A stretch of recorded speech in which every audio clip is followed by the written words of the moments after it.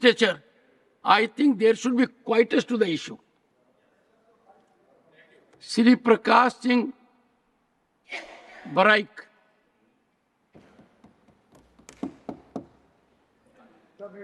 It is the maiden speech of the honorable member. Sound हो जाएगा हो जाएगा। धन्यवाद चेयरमैन साहब। मैं आज राष्ट्रपति के अभिभाषण पर धन्यवाद प्रस्ताव में अखिल भारतीय तृणमूल कांग्रेस की ओर से बोलने के लिए खड़ा हूं। मैं अपने राज्य पश्चिम बंगाल एवं पूरे देश की जनता की आवाज को बुलंद करने के लिए उपयोग करना चाहता हूं। अध्यक्ष महोदय, सबसे पहले मैं कहना चाहता हूं, महामहिम राष्ट्रपति महोदय ने जो संबोधन दिया जिसमें वर्तमान सरकार की नीति एवं कार्यों की तारीफ की गई, मुझे गर्व की अनुभूति होता है कि हमारे आदिवासी संप्रदाय के एक महिला जो राष्ट्रपति पद की शोभा बढ़ाती है। लेकिन मुझे कहने में अत्यंत दुख हो रहा है कि आदिवासी संप्रदाय के होने के बावजूद उनके संबोधन में एक भी आदिवासी समुदाय एवं उनकी समस्या का उल्लेखन नहीं हुआ है। यह वास्तविक दुखद है, क्योंकि मैं एक आदिवासी परिवार से ही आता हूं। मैं जब संसद परिसर में प्रवेश किया तो मुझे पहले जैसे अनुभव नहीं हुआ। Let him speak. हमारे स्वतंत्र सेनानी जो सेनानी के सभी मूर्तियों को किसी अन्य स्थान पर स्थानांतरित किया गया है, चाहे वो राष्ट्रपिता महात्मा गांधी की हो, चाहे भारत के संविधान निर्माता डॉक्टर भीमराव अंबेडकर की हो, चाहे धरती आबा भगवान वीर बिरसा मुंडा की हो, अन्य स्थान पर स्थानांतरित किया गया। वे केवल स्वतंत्र सेनानी नहीं बल्कि आदिवासी या भारत के सभी लोगों के अधिकार के लिए संघर्ष किए थे। हमारे वे भगवान हैं। पहले जब संसद परिसर पर आता था तो मुझे गर्व का अनुभव होता था। हमारे क्रांतिकारी के मूर्ति हर जगह थे, हमें उनकी दर्शन को मिलती थी, याद दिलाते थे हम यहाँ हैं तो क्यों हैं। पश्चिम बंगाल के माननीय मुख्यमंत्री आदिवासी समाज के लिए बहुत सारा काम किया। हमारे सरकार ने 2011 में सत्ता में आने के बाद आदिवासी कल्याण दफ्तर बनाया ताकि आदिवासियों की भलाई हो। सरकार ने की नीतियों से सरना एसटी कोर्ट के लिए जो प्रस्ताव आदिवासी समाज का था उनको केंद्र पे भेजा गया। बोलने दीजिए, उसको केंद्र पे भेजा गया एफिलिएशन करने के लिए। आप बैठिए। मैं ऐसा एक क्षेत्र से आता हूँ महाशय।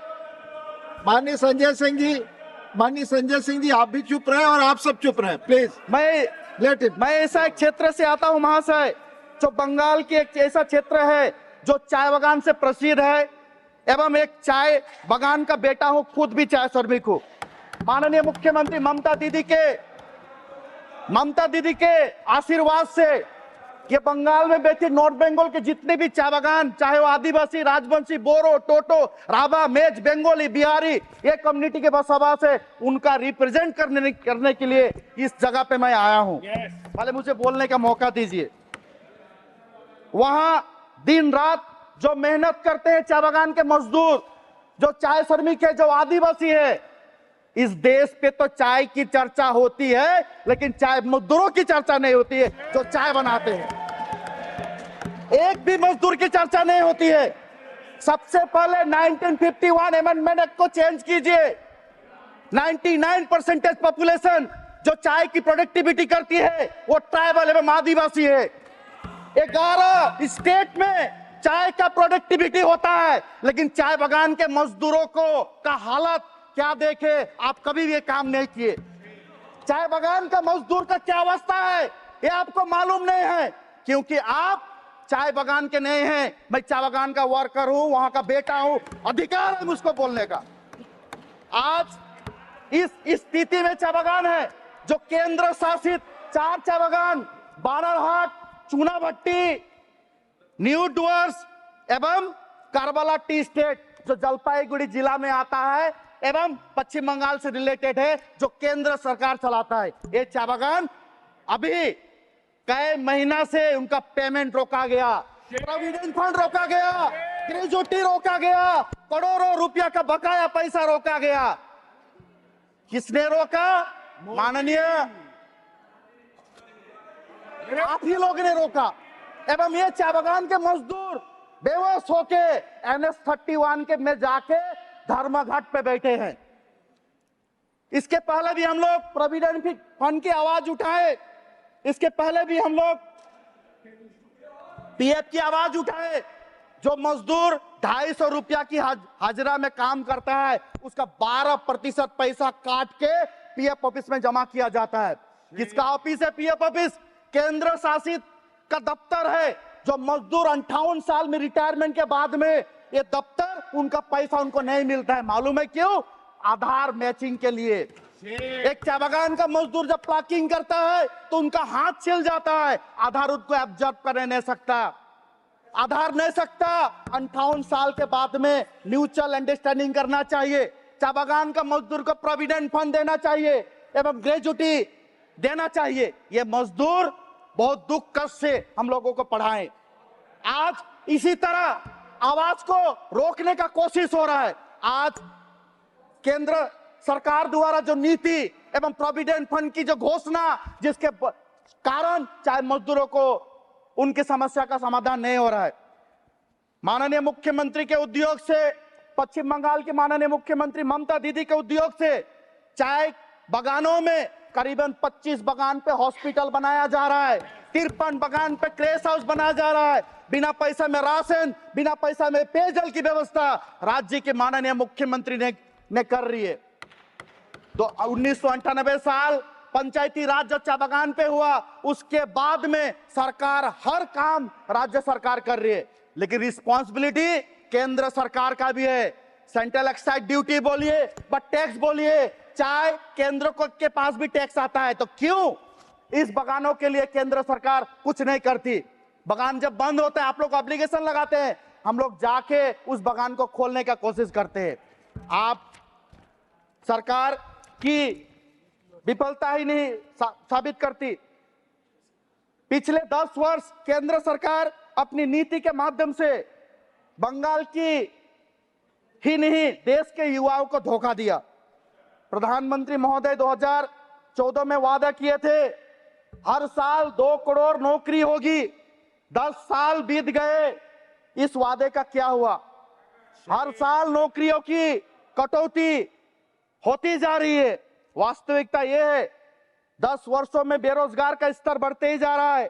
अंतर्राष्ट्रीय श्रम संघ ILO की रिपोर्ट बताती है कि भारत में कुल रोजगार कार्यबल में से लगभग 83% युवा हैं।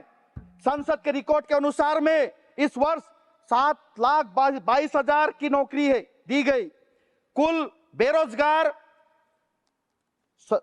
युवा बेरोजगार सड़कों पे घूम रहे हैं और सरकार के पास इसकी कोई योजना ही नहीं। बेरोजगार के कारण युवा मानसिक तनाव के शिकार हो रहे हैं। वे अपने शिक्षा योग्यता के बावजूद अपने सपनों को स्वीकार करने नहीं पा रहे हैं।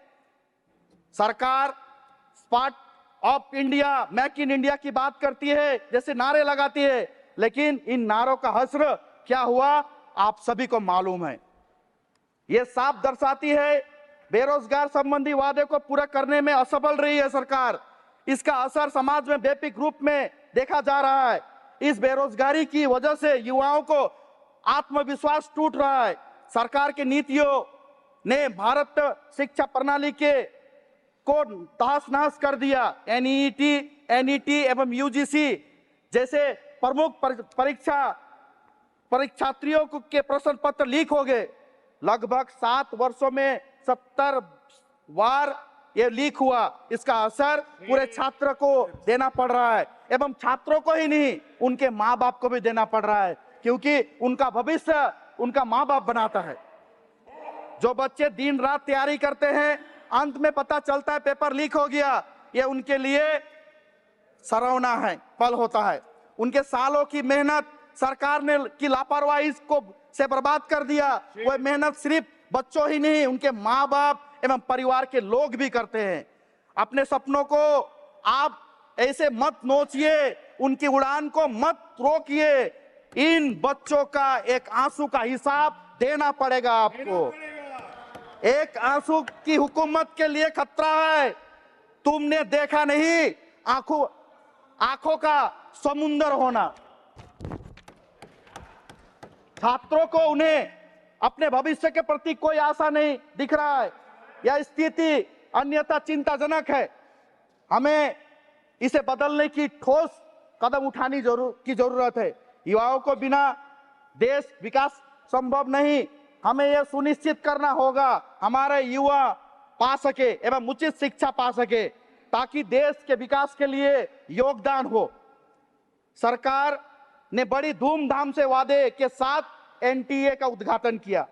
यह बताया जाता है कि एजेंसी की निकाय परीक्षा से जुड़ी बीमारी का रामबाण का इलाज होगा एवं निरीक्षक दक्षता एवं पारदर्शिता का नया युग आएगा। हमें पता नहीं कि एनटीए के तहत पारदर्शिता बिल्कुल नहीं अर्थ होगा, जहां परीक्षा प्रश्न पत्र पारदर्शिता नहीं हो रही है, वहां परीक्षा के तारीख एवं व्यवहार का सार्वजनिक दस्तावेज बन चुके हैं। सरकार को इससे जुड़े सभी व्यक्तियों पर कड़ी से कड़ी सजा एवं निगरानी करनी पड़ेगी। हमारे नौजवान बेटे बेटियों के जीवन से खेलना बंद करना होगा। बंद करो। महिलाओं की सुरक्षा की बात आती है, जो सरकार मुद्दे पर आंख मूंद चुकी है। सरकार ने जो वादे किए थे, जो केवल वादे ही बनकर रह गए।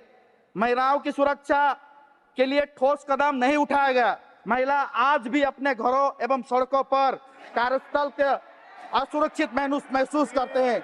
पिछले वर्ष अंतर्राष्ट्रीय स्कोर एनसीआरबी के रिपोर्ट में साफ बताया कि महिला के खिलाफ आपराधिक मामला बढ़ चुका है। 2023 के रिपोर्ट के अनुसार 2021 एवं 22 तक महिलाओं के खिलाफ 4% भी आपराधिक मामला वृद्धि हुआ है। इसके बावजूद सरकार ने कोई ठोस कदम नहीं उठाया। महोदय, सरकार ने महिला आरक्षण विधेयक पारित किया, लेकिन ये आरक्षण का विधेयक इस इलेक्शन पे देखा गया।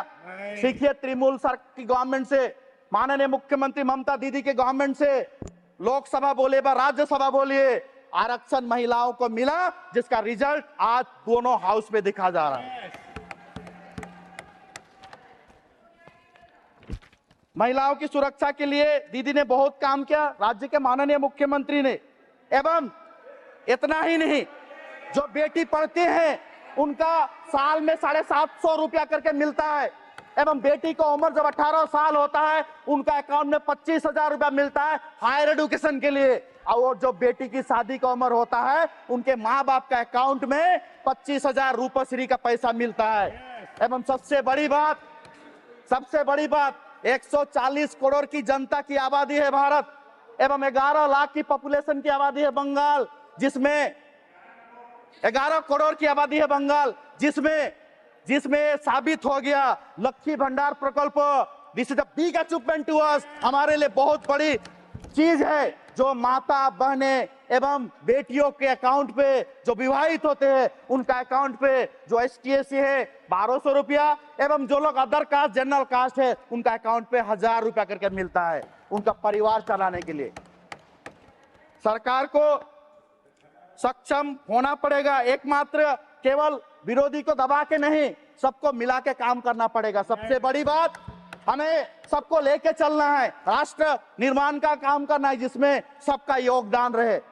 एवं इस अधिवेशन में मैं बोलना चाहता हूं, सरकार का काम निष्पक्ष होगा, सरकार सबके लिए काम करेगा, केवल एक को टारगेट करके नहीं। एक माननीय सांसद साहब कुछ ही क्षण पहले हम लोगों को एड्रेस करके बोले, मैं बोलना चाहता हूं, आपराधिक मामला जो भी हो, पश्चिम बंगाल का सरकार ने जवाब दिया, रात में ही FIR करने के बाद उनको अरेस्ट किया गया, साथ ही साथ FIR रजिस्टर किया गया। उनके बात को संबोधन करके बोलना चाहता हूं। आप पहले अपना स्टेज देखिए, अपना जगह देखिए, हम लोग शेयर को एड्रेस कर रहे हैं। ये सरकार जो भी है, ये सरकार गरीबों की सरकार नहीं है, ये आदिवासियों की सरकार नहीं है, ये अल्पसंख्यक की सरकार नहीं है। आने वाला दिन में सचेतन होना पड़ेगा, नागरिक को आवाज उठाना पड़ेगा एवं यूनाइटेड होना पड़ेगा। सचेतन रहिए। घमंड सबका जाता है, इस बार भी आप लोगों का घमंड गया। आप लोग सही तौर पे सही जगह पे आए, अहंकार मत कीजिए, समय अनुसार में जवाब मिलेगा। ये घमंड आपको चूर चूर करेगा, आने के लिए वेट कीजिए। धन्यवाद। Honourable Shri KRN Rajesh Kumar